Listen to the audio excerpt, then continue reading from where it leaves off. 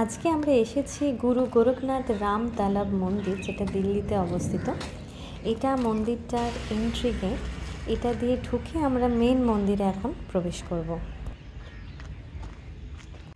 একদম মন্দিরে ঢুকতেই সামনে প্রচুর বসার জায়গা করা আছে, খুবই সুন্দর ব্যবস্থা। আর এইটা হচ্ছে রাম তালাব মন্দিরটার যে নাম, গুরু গোরখনাথ রাম তালাব মন্দির, এটা হচ্ছে রাম তালাব।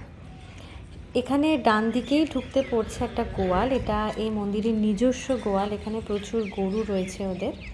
আমরা দুপুরবেলা গেছিলাম, তাই বেশ রোদ্দুর ছিল, আর একে একে এরা সব গরুদের ঘরে ঢোকাচ্ছিল, কারণ কিছুক্ষণ পরই সন্ধে হয়ে যাবে। এবার আমরা মেন মন্দিরের মধ্যে প্রবেশ করছি। এর ভেতর দিয়ে ঢুকেই বাকি যতগুলো মন্দির আছে সেগুলো আমরা একে একে দেখব।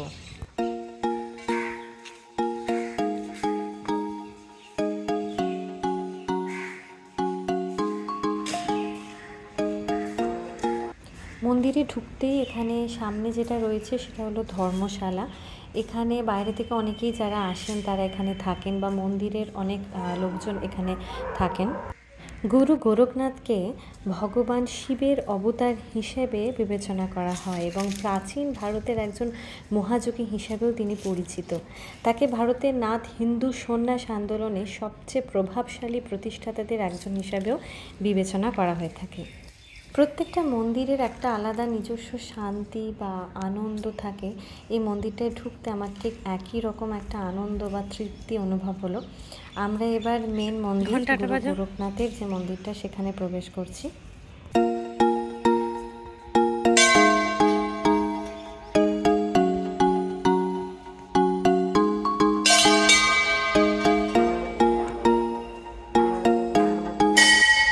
ইনি হলেন গুরু গোরখনাথ। মন্দিরের মধ্যে ইনি পদ্মভঙ্গিতে যোগ ধ্যানরত অবস্থায় বসে আছেন, এই মূর্তি রয়েছে। আমরা এবার মন্দিরের চারিদিকটা একটু প্রদক্ষিণ করে নেব।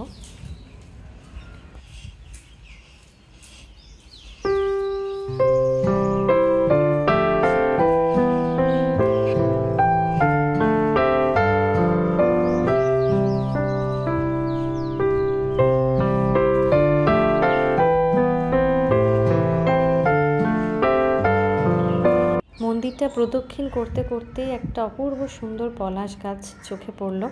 পলাশ ফুল এই সময় ঝরে ঝরে পড়ছে, আর মাটিটা লাল হয়ে রয়েছে, এত সুন্দর লাগছে। আর রোদ্দুরে লাল ফুলটা আরও উজ্জ্বল লাগছে। পলাশ ফুল তো খুবই উপকারী, প্রাচীনকাল থেকে আয়ুর্বেদ শাস্ত্রে পলাশ গাছের ফুলকে কাজে লাগানো হয়। সামনে একটা বেল গাছও রয়েছে।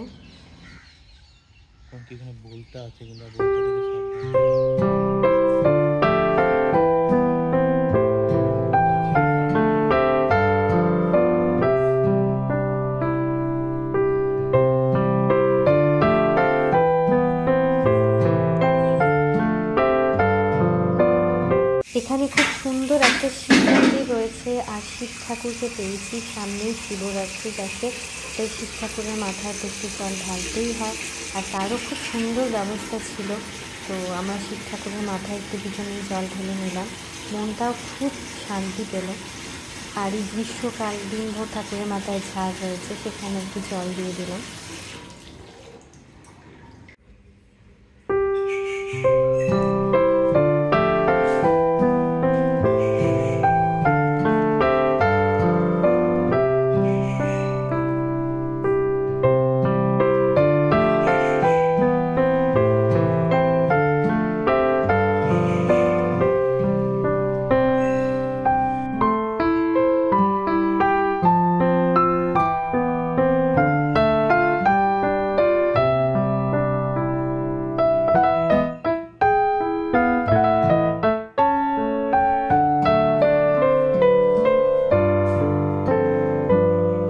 আমাদের মন্দির দর্শন হয়ে গেছে, এবার বাড়ি ফেরার পথে আমরা রাম তালাবের কাছে কিছুক্ষণ সময় কাটাবো। চলুন আপনাদেরকেও নিয়ে যাই।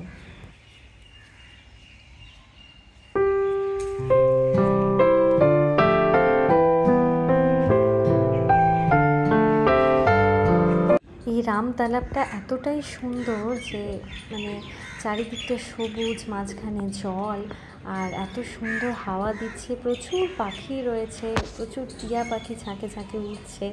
অপূর্ব সুন্দর দৃশ্য, সামনেটা বসে থাকলেই অনেকটা সময় কেটে যাচ্ছে।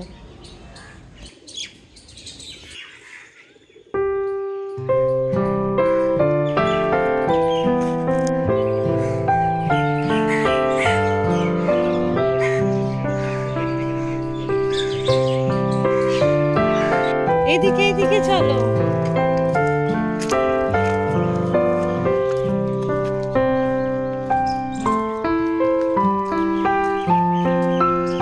আমাদের আজকের মতো মন্দির দর্শন শেষ। দেখা হচ্ছে পরবর্তী আরেকটা ব্লগে কোনো সুন্দর জায়গা বা অন্য কোনো বিষয় নিয়ে।